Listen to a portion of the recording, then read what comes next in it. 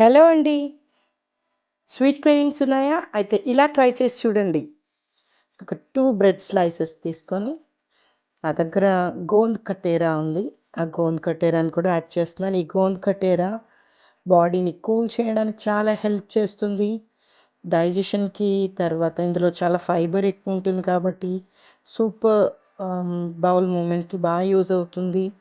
And అంతేకాకుండా ఇంట్లో నాకు బాదం పౌడర్ ఉంటుంది.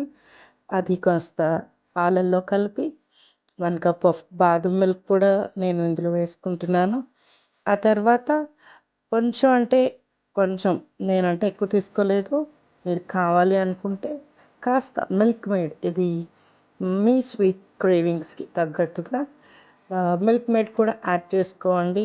చాలా చాలా బావుంటది. ఎందుకంటే రస్మలై స్వీట్ షాప్‌లో రస్మలై తినే ఫ్లేవర్ ఎలా ఉంటదో అలా ఉంటది ఈ ఫ్లేవర్.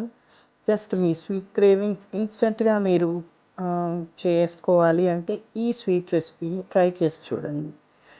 చాలా టేస్టీగా ఉంటది. స్వీట్ టూత్‌ని కూడా హ్యాపీ చేసిన వాళ్ళం అవుతాం. Thank you. Hope you like it.